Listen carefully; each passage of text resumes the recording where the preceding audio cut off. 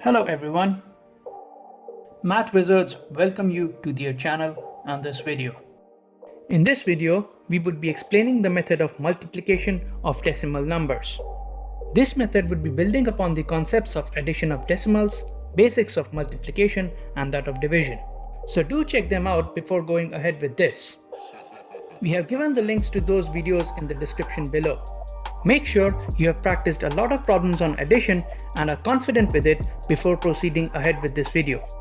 Feel free to pause, pick up a pencil and a piece of paper and solve these problems.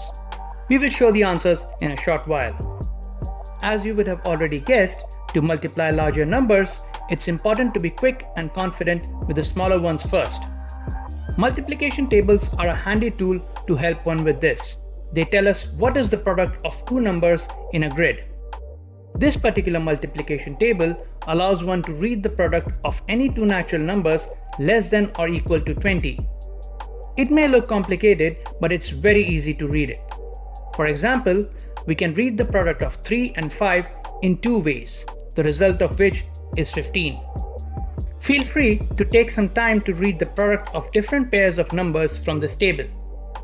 Here's the results of the addition problems that we just saw. How many of these did you get right? Do tell us in the comments below. Before diving into the long multiplication method, let's look at some interesting cases regarding multiplication and division. Some of these can be used as tricks to simplify some problems. The first interesting case is multiplication with 0. Any number multiplied with 0 gives 0 as the result. However, as you may recall, we cannot divide any number by 0. Next case is that on multiplying with 1, we get the same result as the number we are multiplying 1 with. It's the same when dividing by 1. We can also divide a number by itself to get 1. Needless to say, that number can't be 0. On multiplying a number with 10, we shift the decimal point of the number by one place to the right. This is the same as putting a 0 at the end of a whole number. The shift would be 2 places when multiplying with 100, 3 places when multiplying with 1000, and so on. Similarly, we are doing the opposite when dividing by 10. We move the decimal one place to the left. It's the same as removing a 0 if there is 1 at the units place of the number. As you may have guessed, the shift is 2 places when dividing by 100, 3 places when dividing by 1000, and so on. Feel free to pause the video here and absorb these facts before proceeding ahead. Now let's see the method by taking an example of multiplying two whole numbers first. We place the numbers one above another, aligning the digits with the same place value, as this reduces the chances of making a mistake. The order we place the numbers in doesn't matter, but keeping the number with greater number of digits on top would make things easier. If the number of digits is the same, then keeping the bigger number on top is advised. We first focus on the units digit of the second number. Next, we would be considering each digit in the first number one by one, starting with the units digit. We multiply the two digits, and if it's a single digit answer, we write that down. Now, moving on to the digit in the tens place in the first number, we again multiply.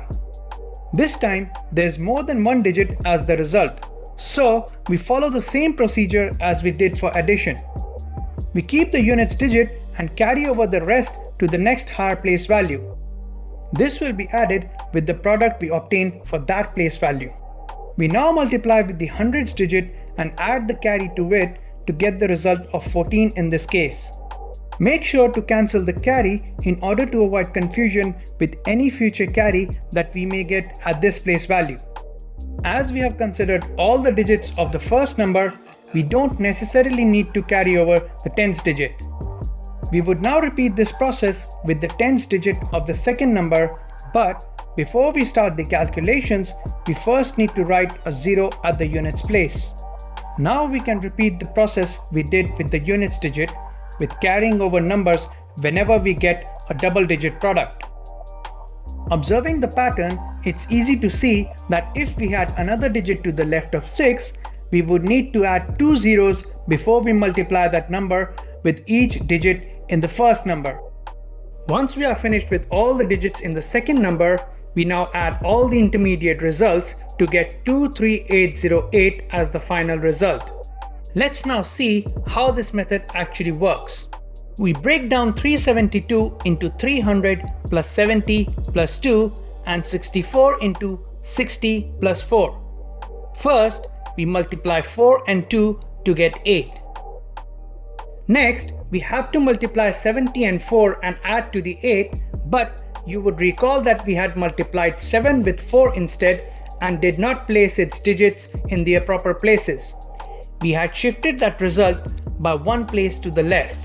By doing so, we had effectively added 280, which is 70 multiplied with 4. We simply just did not write the 0 that we get in the units place. Similarly, when we multiplied 3 with 4 and wrote the result 2 places to the left of where we would normally write, we had effectively added 1200, which is 4 multiplied with 300. In this case, we didn't write the 2 zeros that we have in the units and tens place. Moving on to the second row, we have to multiply by 60 each of 2, 70 and 300. But remember, we place 0 in the units place first. This was the 0 in 60 that we placed so that we could multiply 300, 70 and 2 with 6 instead of 60. This is exactly what we did in the way similar to what we did for the first row, that is, by not writing zeros. The last step is just summing up the intermediate numbers that we have calculated. As you can see, this method makes repeated use of the distributive property for calculating the product. You could try and use that and see it for yourself how you would arrive at the intermediate numbers and the final answer by calculating this expression. Let's introduce decimal points in these numbers to see how to multiply decimals. The method remains the same except for just a little tweak. We first ignore the decimals and multiply the numbers as we would normally multiply whole numbers. After we are done with the multiplication, we add the decimals back. Now we count the total number of digits to the right of the decimals in the two numbers and insert a decimal counting the same number of digits from the right in the result. It's easy to see that the position of the decimal in result will change according to the changing decimal position in the numbers being multiplied. Important question to ask here is, why do we do this with decimals? We know that 37.2 is the same as 372 divided by 10. Similarly, 6.4 is 64 divided by 10. Now, we can easily multiply the two whole numbers in the numerator as per the method we have learned and multiply the two numbers in the denominator to get 100 as the result. This 100 becomes the reason why we have to insert a decimal in the result, counting two places from the right end. In the next video, we will be talking about the method of division of decimal numbers. So, feel free to drop your comments and suggestions. Thank you for watching and do not forget to like and share this video and subscribe to the channel for more content. Good luck!